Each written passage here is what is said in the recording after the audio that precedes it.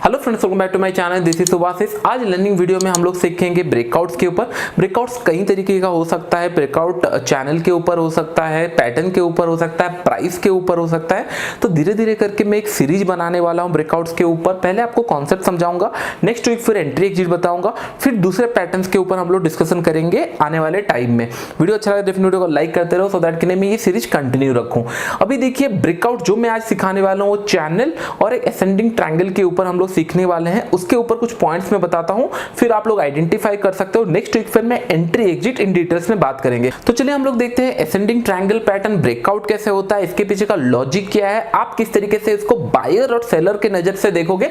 तो चलिए मैं पैटर्न पहले ड्रॉ कर लेता हूं, आप लोगों के लिए इजी होगा। ये पैटर्न बना, ये आपका ब्रेकआउट है। समय अराउंड इस तरीके का एक आपको पैटर्न दिखेगा, असेंडिंग ट्रायंगल का पैटर्न है। यहां पे अगर हम लोग देखेंगे, समय अराउंड इसी लेवल पे बायर एक्टिवेट हुए थे, ऊपर गए, यहां पे सेलर मार्केट नीचे लेके आया, इसका मतलब ये एक रेजिस्टेंस एरिया हो गया। सेकंड टाइम फिर बायर जब ये रेजिस्टेंस पॉइंट पे आया, मार्केट फिर से नीचे आया। ये रेजिस्टेंस पॉइंट को मार्केट रेस्पेक्ट किया। जैसे हम लोग, मैं आपको बताता हूं, रेजिस्टेंस और सपोर्ट अगर फर्स्ट टाइम ये जा रहा है तो ये रेस्पेक्ट करेगा, फिर ये आया नीचे, फिर ये ऊपर जाके थर्ड टाइम यहां पे रिटेस्ट होके नीचे आया और उसके बाद एक ब्रेकआउट दे दिया। अगर आप इन डिटेल्स में देखोगे, फर्स्ट टाइम जहां यहां से सेलर आए थे, जितना नीचे मार्केट को लेके आए, सेकंड टाइम जब सेलर आए उतना नीचे मार्केट को लेके नहीं आ पाए। इसका मतलब बायर थोड़ा सा स्ट्रांग है, सेलर थोड़ा वीक बन रहे। थर्ड केस में सिमिलर पैटर्न आपको दिखा, बायर स्ट्रांग है, इसके बाद ये एक ब्रेकआउट दिया। इसका मतलब धीरे धीरे सेलर कम होते जा रहे हैं, सेलर का प्रेशर तो था, धीरे धीरे कम हो जा रहे हैं और बायर एक्टिवेट हो रहे हैं। इसी के लिए ये पैटर्न काम करता है। की नोट अगर आप यहां पे देखोगे, एक इंपॉर्टेंट, हर एक पैटर्न में मैं आपको बार बार बताता हूं, प्राइस जितना ज्यादा एक लेवल पे स्पेंड करेगा उतना बड़ा ब्रेकआउट होने का चांसेस है। तो चलिए हम लोग कुछ की पॉइंट समझ आते हैं ब्रेकआउट के ऊपर, क्योंकि बहुत सारे लोग ब्रेकआउट स्टॉक आइडेंटिफाई तो कर लेते हैं, लेकिन क्या ये ब्रेकआउट सस्टेन करेगा या फिर ब्रेकआउट फेल हो जाएगा, ये उन लोगों को नहीं पता चलता। तो चलिए मैं कुछ की पॉइंट्स आपको बताता हूं, मोस्ट इंटरेस्टिंग। देखिए, ये एक पैटर्न बन गया आपका, जो हम लोग ने सीखा था, असेंडिंग पैटर्न बन गया, ऊपर की तरफ ब्रेकआउट दे रहा है, यहां पे आप बाय करने का कोशिश कर रहे हैं। ये एक पैटर्न है। सेकंड पैटर्न है, सिमिलर असेंडिंग पैटर्न ही होगा लेकिन थोड़ा सा डिफरेंस रहेगा, इसके अंदर थोड़ा सा डिफरेंस रहेगा। ये इस तरीके का पैटर्न है। तो आपको कौन सा लगता है, फर्स्ट वाला ज्यादा काम करेगा या सेकंड वाला? जितने लोग रेगुलर वीडियो देखे होंगे उनको पता होगा सेकंड वाला काम करेगा। क्यों? जितना ज्यादा ये रेजिस्टेंस के पास टाइम स्पेंड करेगा उतना बड़ा ब्रेकआउट होने का चांस है। यहां पे अगर हम लोग देखेंगे, देखिए यहां से बायर एक्टिवेट हुए, ये लेवल है, नो डाउट ये ब्रेकआउट दे सकता है, लेकिन समय अराउंड ये पॉइंट से बायर ऑलरेडी एक्टिवेट हो चुके हैं। रेजिस्टेंस क्रॉस करते करते बायर्स को कुछ प्रॉफिट मिल रहा है, ये सन्नो, ये कुछ पॉइंट्स का प्रॉफिट मिल रहा है। तो यहां पे अगर लेट्स से कहीं पे अगर मार्केट थोड़ा सा रिवर्स हो रहा है तो इन लोग प्रॉफिट बुक करके निकल सकते हैं। लेकिन यहां पे क्या हुआ है, इस पॉइंट पे सेलर और यहां पे एक्टिवेट नहीं हो रहे, बायर्स एक्युमुलेट होते जा रहे हैं। यहां पे बायर्स को कुछ पैसा मिला नहीं है, तो उन लोग अपना स्टॉप लॉस, इधर स्टॉप लॉस के लिए वेट करेंगे या फिर एक बड़ा टारगेट के लिए। तो ये जब एक बार ब्रेकआउट हो जाएगा, जितने लोग ये रेजिस्टेंस पॉइंट पे अपना एसएल रखे होंगे वो एक साथ हिट होके ये एक बड़ा मोमेंटम करता है। इसलिए बार बार मैं आपको बताता हूं कि नहीं, जब भी सपोर्ट और रेजिस्टेंस के पास मार्केट टाइम स्पेंड कर रहा है, एक बड़ा मोमेंटम दे सकता है। और बार बार आप देखे होंगे, आप ट्रेड लेने से पहले वो 5-10 पॉइंट चला जाता है, क्योंकि ये की इंपॉर्टेंट नंबर्स होते हैं, की इंपॉर्टेंट पॉइंट्स होते हैं, जैसे साइकोलॉजी नंबर्स होते हैं, साइकोलॉजी पॉइंट्स होते हैं। 400 राउंड लेवल हो गया या फिर ये सपोर्ट रेजिस्टेंस हो गया। ये सिंपल, यहां पे रेजिस्टेंस था, 3 टाइम ये आया और ये ब्रेक किया। लेकिन जो पैटर्न ये फॉर्मेशन करता है, पहले सेलर आए, सेकंड टाइम सेलर थोड़ा इससे कम आए, थर्ड टाइम और कम आए और बायर ऊपर की तरफ लेके गए। सिमिलर ऑपोजिट पैटर्न हो जाता है डिसेंडिंग ट्रायंगल का। अभी हम लोग चैनल के ऊपर बात करेंगे। आई होप ये लॉजिक आपको समझ में आ गया होगा।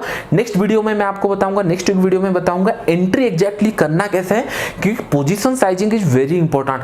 पोजीशन साइजिंग क्या रखना है, टारगेट क्या रखना है, कुछ चार्ट्स हम लोग देखेंगे तो इंटरेस्टिंग रहेगा। तो चलिए हम लोग सेकंड चैनल ब्रेकआउट पैटर्न के ऊपर चले आते हैं। पहले पैटर्न में हम लोग ने देखा असेंडिंग ब्रेकआउट जब होता है मार्केट के ऊपर, आपको पता चल जाता है बायर यहां पे कंट्रोल कर रहे हैं और सेलर फर्स्ट टाइम जितना नीचे आए थे, सेकंड टाइम उतना नीचे नहीं आ रहे और बायर ऊपर की तरफ मार्केट लेके चल रहे हैं। लेकिन इस पैटर्न में क्या होता है, मार्केट एक रेंज में फंसा रहता है, सिमिलर काइंड ऑफ वो जो आपका हाई और लो जो बनाता है, जो रेजिस्टेंस और सपोर्ट बनाता है, वो सिमिलर सेम रहता है। ये सबसे बड़ा कंफ्यूजिंग पैटर्न रहता है। इसको ट्रेड कैसे किया जाएगा, क्योंकि यहाँ पे आपको लगेगा इस टाइम ये ब्रेकआउट दे देगा, लेकिन ये फिर रेंज के अंदर आ जाता है। कभी कभी ये नीचे थोड़ा ब्रेकआउट देता है, फिर रेंज के अंदर आ जाता है। तो ये सबसे बड़ा कंफ्यूजिंग पैटर्न रहता है। कुछ की पॉइंट्स मैं आपको बताऊंगा जो आपको इजी टू अंडरस्टैंड रहेंगे और समझ में आएंगे। ये पैटर्न अगर देखेंगे तो मार्केट कंटिन्यूअसली रेजिस्टेंस और सपोर्ट के बीच में ही ऊपर नीचे हो रहा है। आपको कैसे पता चलेगा मार्केट नीचे जाने वाला है या ऊपर जाने वाला है? कुछ की पॉइंट्स मैं आपको बताऊंगा। अभी बैंक निफ्टी के अंदर सिमिलर काइंड ऑफ पैटर्न है, उसके ऊपर भी कुछ पॉइंट्स हम लोग डिस्कशन करेंगे। देखिए इंपॉर्टेंट फर्स्ट पॉइंट में मैंने आपको बता दिया, जहां पे ये जितना टाइम स्पेंड करेगा उतना ज्यादा आपको कंफर्मेशन होगा वो उस साइड ब्रेकडाउन, या फिर अगर रेजिस्टेंस पॉइंट के आसपास अगर टाइम स्पेंड कर रहा है तो ये ब्रेकअप होने वाला है, ऊपर की तरफ ये जाने वाला है। तो जब भी कोई भी पैटर्न को अगर आप ट्रेड करो, हमेशा देखो ये सपोर्ट रेजिस्टेंस के पास थोड़ा टाइम स्पेंड करें। इसका मतलब सेलर यहाँ पे लेट्स से ये मार्केट नीचे आया फिर ऊपर गया, ये पॉइंट पे आपको दिखा कि नहीं यहाँ पे टाइम स्पेंड हो रहा है, कंटिन्यूअसली यहाँ पे टाइम स्पेंड हो रहा है।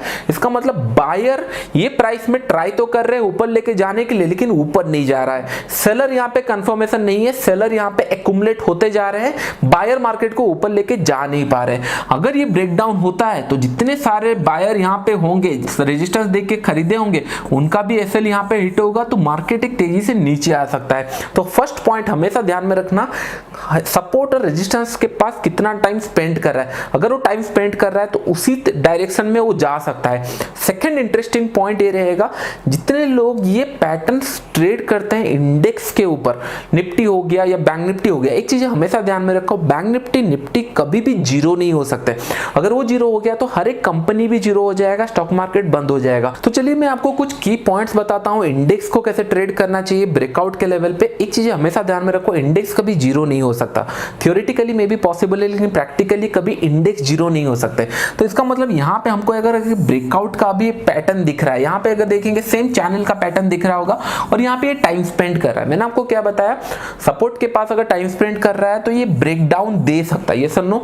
अगर ये रेजिस्टेंस के पास अगर टाइम स्पेंड करता तो ऊपर की तरफ ये जा सकता था, लेकिन स्टिल में इंडेक्स है तो इसको मैं सेल करना पसंद नहीं करूंगा, क्योंकि इंडेक्स जीरो नहीं हो सकता। अगर स्टॉक में सिमिलर पैटर्न बन रहा है तो बहुत इंटरेस्टिंग तरीके से सेल हो सकता है। मैंने आपको इंडिया बुल हाउसिंग फाइनेंस बताया था, रेजिस्टेंस पॉइंट पे कंटिन्यूअसली आ रहा था, ब्रेकडाउन हुआ, बहुत बड़ा मोमेंटम हुआ। लेकिन स्टॉक इंडेक्स में ये गलती बहुत सारे लोग करते हैं। ये पैटर्न दिखा, लेट्स से यहाँ पे पैटर्न दिखा 23,500 से लेकर 21,000, अगर ये ब्रेकआउट होगा तो उन लोग कैलकुलेट कर लेंगे 18,000 तक मार्केट आ सकता है या उसके नीचे आ सकता है। ये कैलकुलेशन तभी वैलिड है जब मार्केट ओवरबॉट सिनेरियो में है। ओवरबॉट सिनेरियो कब होता है? जनरली एटलीस्ट मार्केट को ऑल टाइम हाई के आसपास होना चाहिए। मार्केट अगर ऑल टाइम हाई के आसपास है फिर आप सेल कर रहे हो, क्योंकि वहां पे बायर कंटिन्यूअसली प्रॉफिट बनाते जा रहे हैं। वहां पे अगर आप सेल करोगे, जैसे मैंने आपको 30,000 लेवल के नीचे 22,000 तक मार्केट आ सकता है करके बैंक निफ्टी मैंने आपको सजेस्ट किया था, सिमिलर, क्योंकि ऑल टाइम हाई पे है। अभी ये कंसोलिडेशन करके ऊपर जा रहा है। एनी गुड न्यूज मार्केट के अंदर ये धीरे धीरे करके ऊपर जाएगा, क्योंकि ये जीरो नहीं हो सकता।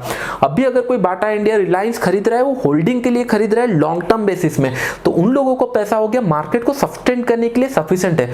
तो इसको हम लोग बाय करने के लिए देखेंगे।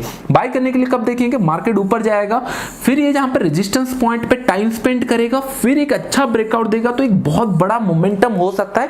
इसको हम लोग ट्रेड कर सकते हैं। अभी ये हम लोग अभी डेली चार्ट्स में देखें, अगर 15 मिनट चार्ट्स में अगर हम लोग देखेंगे, अगर 15 मिनट चार्ट्स में हम लोग बैंक निफ्टी ध्यान से देखेंगे, बायर सेलर जैसे हम लोग पैटर्न्स के ऊपर देख रहे थे, यहाँ पे सेलर धीरे धीरे वीक बनते जा रहे हैं और मार्केट कहीं ना कहीं बायर धीरे धीरे ऊपर लेके जा रहे हैं। अभी 21,800 से 900 ये रेंज बना हुआ है, 900 से लेकर 21,500 का एक रेंज में बना हुआ है। ये हायर लेवल पे जितना ज्यादा मार्केट टाइम स्पेंड करेगा उतना बड़ा मोमेंटम अपर साइड होगा।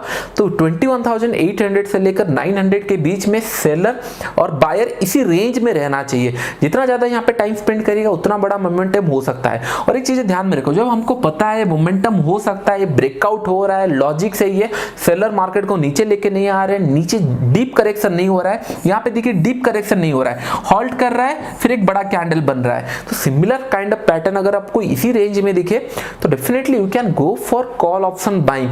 तो मोमेंटम आपको पता है ऊपर, ऑप्शन बाइंग क्यों किया जाता है, जब आपको मोमेंटम पता चले यहां से मोमेंटम जा सकता है। तो ब्रेकआउट अगर आप सही से रीड करो तो ऑप्शन बाइंग बहुत अच्छा पैसा मिलता है या फिर फ्यूचर में। लेकिन एंट्री एग्जिट कैसा करना चाहिए मैं आपको नेक्स्ट वीडियो में बताऊंगा। आई होप आप लॉजिक समझ गए होंगे चीजों को। अभी ये प्रैक्टिकल एक एग्जांपल है, मार्केट अगर 21,800 और 900 के अंदर टाइम स्पेंड करता है फिर एक ब्रेकआउट देता है, अगर मार्केट 21,800 आया खुला फिर ये नीचे आ गया फिर यहाँ पे ऊपर जा रहा है, तो मैं इतना इंटरेस्टेड नहीं हूँ ये ब्रेकआउट में ट्रेड करने के लिए।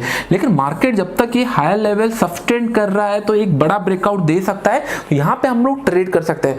नेक्स्ट वीक मैं आपको बताऊंगा एंट्री एग्जिट कैसा होना चाहिए, पोजीशन साइजिंग कैसा होना चाहिए, कुछ पैटर्न आपको ट्रेड देखकर समझना पड़ेगा कि नहीं यहाँ पे क्वांटिटी साइज ज्यादा और किसी पैटर्न में क्वांटिटी साइज कम।